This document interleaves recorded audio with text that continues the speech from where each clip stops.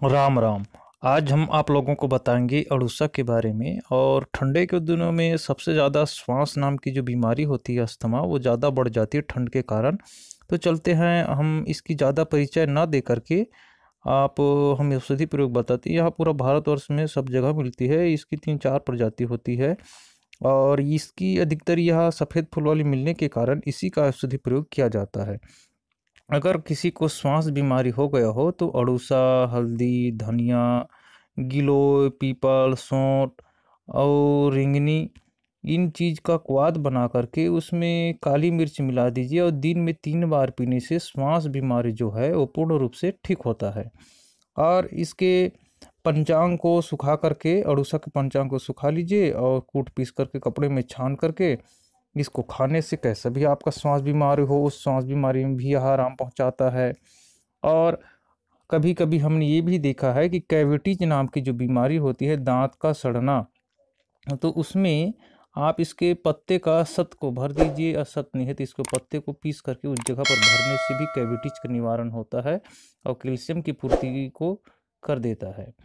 और मुख में अगर छाले पड़ गए हों तो इसके पत्ते को चबा चबा करके रस को चूसने से भी मुख के जितने भी मुख पाक है, छाले पड़ना है, उसमें भी यह आराम करता है। और हमारी माता बहनों को जैसे प्रदर बीमारी हो गया हो तो प्रदर बीमारी में अड़ूसा का पत्ते का रस ले लीजिए और उसमें गिलोय का रस मिला करके थोड़ा सा उसमें मिश्री मिला लीजिए और 1 चम्मच जंगली शहद मिला करके दिन में 2 बार हमारी माता बहनों को अगर आप खिलाते हैं तो कैसा भी उनका प्रदर हो, श्वेत प्रदर हो या रक्त प्रदर हो, उसमें भी यह काम करता है।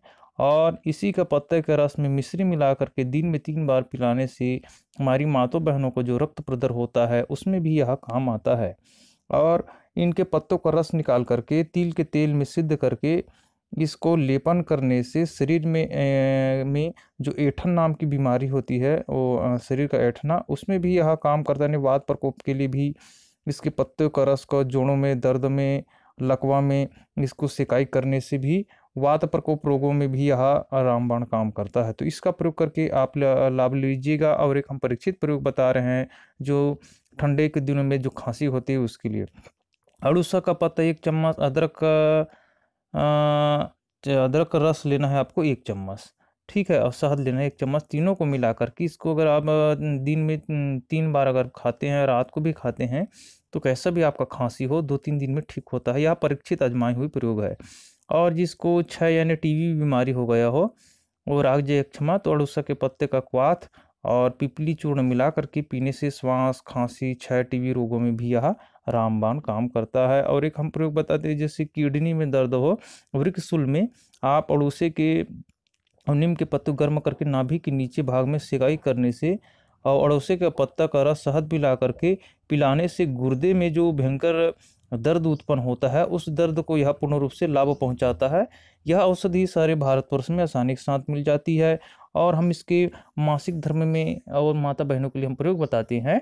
जैसे कि हमारी माता बहनों को रीति स्राव नियंत्रित नहीं हो रहा हो, ज़्यादा जा रहा हो, तो उस समय क्या कीजिएगा, अड़ोसे का पत्ता, 10 ग्राम मूली व गाजर के बीज, 6 ग्राम, तीनों को आधा लीटर पानी में पका लीजिए और चौथा भाग बचने पर इसको हर रोज़ सेवन करने से हमारी माता बहनों का जो मासिक धर्म बंद हो गया हो वो उसको आसानी के साथ यह जारी कर देता है और पूर्ण रूप से खोल देता है। तो इस औषधि का प्रयोग करके आप लाभ ले सकते हो।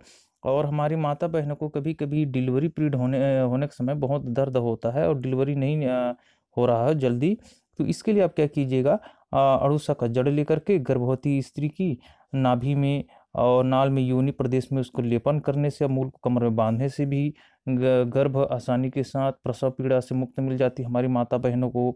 और इसका प्रयोग करके आप भी लाभ ले सकते हो। और शरीर में किसी प्रकार के आपके पसीना वगैरह से दुर्गंध आ रहा हो तो अड़ूसा पत्ते का संचूर्ण मिला करके शरीर में लेपन करने से ये भी